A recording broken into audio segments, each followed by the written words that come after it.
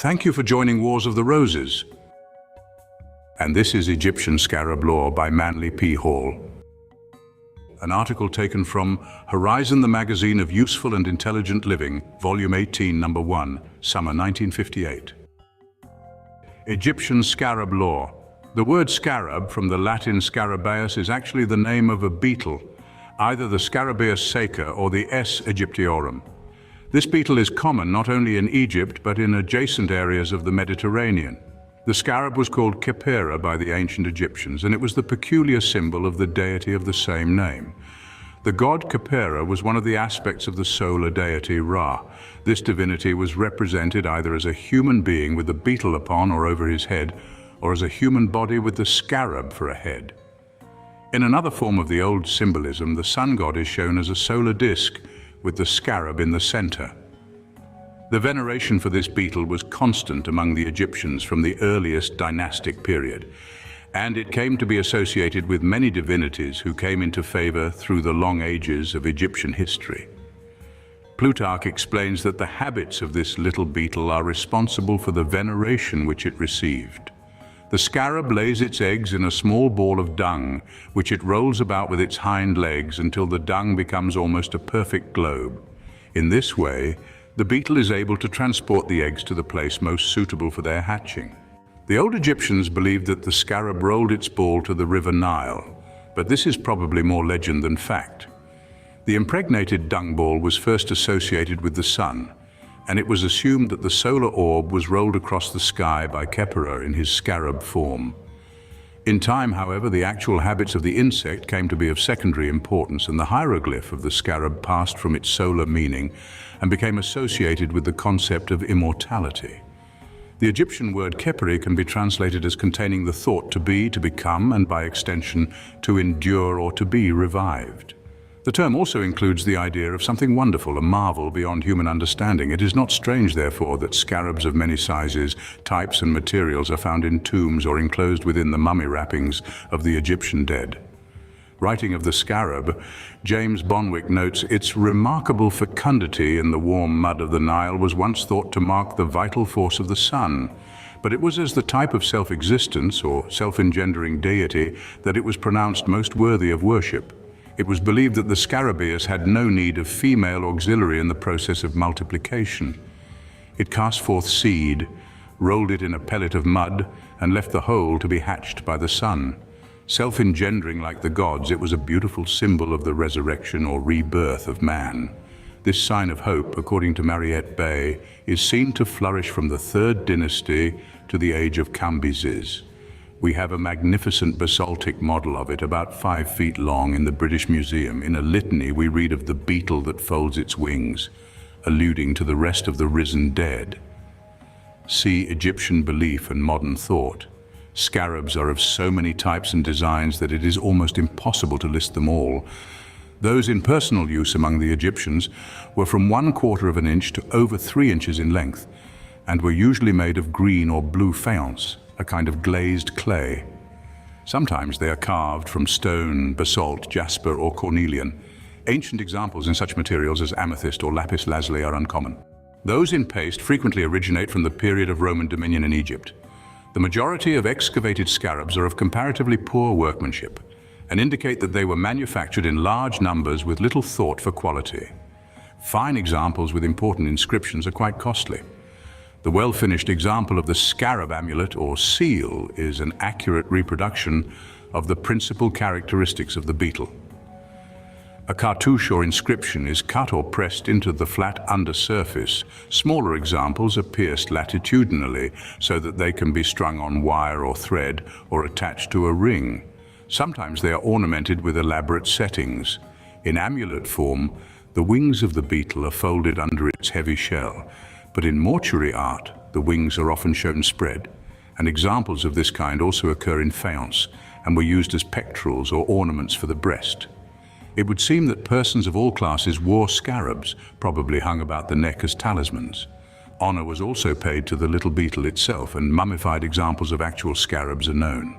For general purposes, Alfred E. Knight divides the types of scarabs into 4 kinds, which he terms funerary, talismanic, official, and historical. The last group is the most rare. Funerary scarabs are often larger than those used as talismans, as there was no problem of carrying them about in daily occupation. The largest of the funerary group are the heart scarabs. We have a very fine example in the collection of the Society. It is of dark green stone, nearly 3 inches in length and slightly under 2 inches wide. Heart scarabs are often uninscribed, but the British Museum has examples containing various religious inscriptions. Our specimen was prepared for an unknown person named Anechu. The reverse of this scarab is covered with 8 lines of elaborately cut hieroglyphics, being a section of the 18th chapter of the Book of the Dead. In mummification, the heart was removed from the body and embalmed separately. The large stone scarab took the place of the heart when the deceased entered into his life in the underworld. In some cases, the scarab was suspended over the area of the heart on a cord or chain, and in other cases it seems to have been actually introduced into the body where the heart had been. The text on the scarab becomes a prayer or a magical invocation. For example, "May no falsehood be told against me near the God, in the presence of the great God, Lord of the underworld. How great art thou, rising up in triumph." Talismanic scarabs are also referred to as ornamental, and especially during the Hyksos period, they seem to have been worn as a favorite article of adornment. This type is sometimes inscribed with the names of the owners as well as with formulas of a magical nature, the images of patron divinities, mottos, and various devices, the meanings of which are now unknown. There was considerable emphasis upon scrolls, spirals, key patterns, and groups of concentric circles. The sign of life, the crux ansate, or Egyptian cross, was used to promote health, and a conventionalized scepter bestowed strength and power. Sometimes animals and reptiles were portrayed and gave protection to the wearer against danger from these creatures. The device known as the Eye of Horus ensured safety from the evil eye, ghosts, and malignant spirits. Official scarabs were often used as seals, and when impressed upon soft clay, the inscriptions probably passed as a form of currency. They marked the goods of a family or a house and were used to authenticate documents and to transfer authority. The pharaoh, at the time of his enthronement, received the royal signet with his names and titles duly engraved thereon. Various official scarabs duly recorded the stations, privileges, and attainments of their owners. The leaders of the armies, the scribes of the temples, the doctors and philosophers wore scarabs as signets, and it was a cardinal offense to falsify the inscriptions. We may mention that scaraboids, or seals resembling scarabs but without the full delineation of the beetle, had similar uses and are found in considerable number. Egyptian scarabs, approximately full size. Under the heading of historical scarabs are grouped particularly those belonging to the reign of Amenhotep III. These are usually of considerable size and are inscribed with proclamations and the records of important events. In these instances, the exact delineation of the beetle may be compromised to allow a larger area for the text. It is also established that scarabs of early dynasties were later reproduced or copied, as is common with most religious objects. Such copies are, to all intent and purpose, genuine and original, for they were made during the classical period of Egyptian culture. In fact, any scarab produced in Egypt prior to the time of Cleopatra would be a bona fide example. Elaborately inscribed historical records, important talismanic devices, and scarabs bearing the cartouches of celebrated rulers who lingered long in the affection and regard of the people were those most likely to be reproduced. The accompanying illustration shows 3 large scarabs from our collection. They date from the reign of Thutmose III, a ruler of the 26th dynasty, who flourished about the 8th century BC. They measure from 1.5 to 2 inches in length and are carved from a brownish-gray stone. On the upper scarab, the cartouche or seal of Thutmose III occurs on each of the wings. This is somewhat unusual. On the reverse, the cartouche is repeated and is accompanied by a kneeling figure with a serpent-adorned headdress, carrying in his right hand the cross of life. The figure probably represents the protector of the pharaoh. It will be noted that the cartouche of Thutmose III includes the form of the scarab and the sun rising over the horizon. The large scarab at the viewer's left bears the cartouche of Thutmose III on the reverse, accompanied by a crowned hawk, surrounded by emblems of good fortune. The smaller scarab, the reverse of which is shown, is ornamented with symbols of life, power, law, resurrection and health, and may be considered as talismanical. Egypt was a nation of merchants and traders, and these introduced the scarab as seal and ornament to many neighboring peoples. The result of this diffusion of a culture symbol was the appearance of modified scarab forms in the adornments of several groups in the Mediterranean area. In some cases, the Egyptian usages, except perhaps the funerary, were copied rather closely. With the gradual decline of Egypt's prestige, the scarab became a highly collected antiquity, and examples are found in early European museums and private collections. During the Roman period, there was a revival of interest in ancient philosophies and religions. Magic was considerably cultivated, and esoteric sects made scarabs in materials not known by the Egyptians. Nearly any stone, including crystal and synthetic gems, was employed, but the inscriptions are usually corrupt because the key to the Egyptian language was lost at an early date. Scarabs are found among Gnostic talismans and are often ornamented with representations of the later divinities of the Osirian pantheon. Later still, during the Renaissance, there was a further revival of Egyptian artistry, and skilled craftsmen carved and polished remarkable scarabs. These were usually set in jewelry and were not inscribed. Occasionally, a few dashes or meaningless marks appear on the undersurface, but these can never be mistaken as genuine hieroglyphics. There was a further interest in these curiosities during and immediately following the Napoleonic era in France. Egyptian artifacts of many kinds were reproduced, not with any intention to deceive, but merely as objets d'art. In all cases, however, the workmanship reveals the skill of the modern lapidary and lacks the simple but dynamic crudeness of the older productions.